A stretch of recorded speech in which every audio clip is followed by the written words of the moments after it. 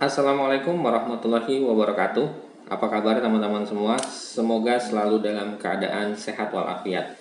Oke, teman-teman, akhir-akhir ini ada berita terbaru mengenai jenis varian dari virus corona yang muncul di Inggris. Nah, mungkin teman-teman sudah mendengar ataupun melihat beritanya ya melalui video-video yang ada di YouTube dan lain sebagainya. Tapi mungkin teman-teman masih bingung apa yang bisa disimpulkan dari jenis varian baru virus corona ini. Nah, di sini saya sudah membuat beberapa catatan ya yang bisa saya simpulkan dan bisa saya bagikan kepada teman-teman sekalian sehingga teman-teman bisa mengambil kesimpulan dari kasus munculnya jenis varian baru dari virus corona. Yang pertama, fakta jenis varian baru virus COVID-19. Pertama, SARS-CoV-2 atau virus corona selalu bermutasi dari waktu ke waktu. Nah, ini yang harus teman-teman ketahui. Jadi ternyata tidak hanya di Inggris, ya, di seluruh belahan dunia, di seluruh belahan negara, tidak hanya di Inggris, di Indonesia, di Wuhan, China, bahkan virus ini selalu bermutasi. Jadi ketika dia bereplikasi, ketika dia membelah diri, ketika dia memperbanyak diri, virus ini memiliki kemampuan untuk senantiasa bermutasi dengan tujuan virus ini bermutasi dengan tujuan untuk mendapatkan kemampuan terbaiknya dalam menginfeksi sel induknya atau hostnya atau manusia. Jadi senantiasa virus ini memang selalu berubah dari waktu ke waktu dan ini akan terus seperti itu. Jadi virus itu setiap kali bereplikasi, setiap kali memperbanyak diri selalu terjadi mutasi dan setelah mutasi terjadi seleksi. Virus yang kemudian menjadi tambah kuat, dia akan survive, akan tetap hidup. Fakta yang kedua, virus corona varian baru dengan kode B117 yang ditemukan di Inggris 70% menginfeksi lebih cepat dari varian sebelumnya.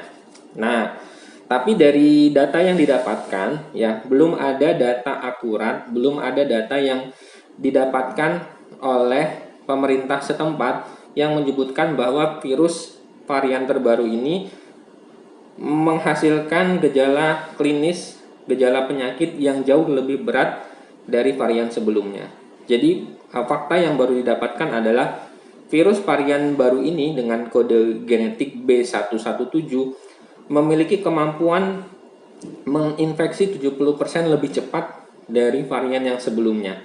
Varian ini lebih mudah menular hingga 70% dari varian sebelumnya.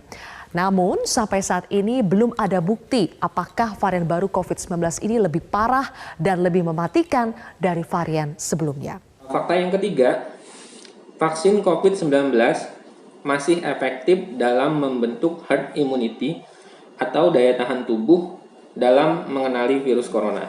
Jadi teman-teman nggak perlu khawatir, teman-teman nggak perlu takut, kita tetap tenang bahwa hal ini pun disampaikan oleh Kepala Laboratorium Biologi Molekuler Eijkman, ya, Prof. Amin, yang menyatakan bahwa meskipun terjadi mutasi dari virus corona dari waktu ke waktu, sampai saat ini, ya, vaksin COVID-19 dinyatakan masih efektif dalam membentuk imunitas atau daya tahan tubuh untuk mengenali jenis virus corona yang masuk, yang punya peluang menginfeksi ke dalam tubuh kita.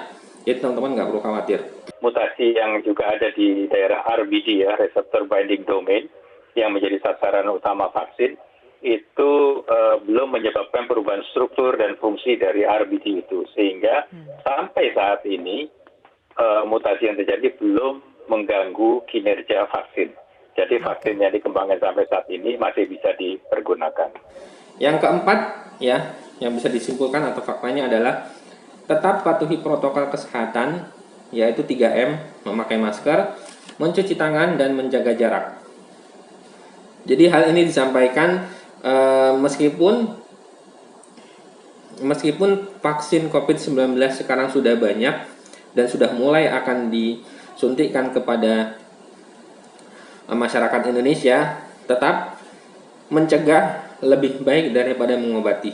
Jadi tetap patuhi protokol kesehatan agar kita semua terhindar dan kita semua memberikan sumbangsih dalam memutus mata rantai penyebaran virus corona. Prinsip melaksanakan protokol kesehatan itu tetap harus dijalankan. Kenapa? Jadi walaupun virusnya bermutasi atau tidak bermutasi, dia tidak akan menularkan kita kalau kita melindungi diri kita dengan itu tadi, memakai masker, mencuci tangan, menjaga jarak. Oke, mungkin itu yang bisa saya sampaikan.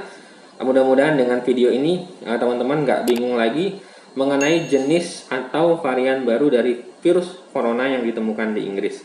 Terima kasih sudah menonton. Assalamualaikum warahmatullahi wabarakatuh.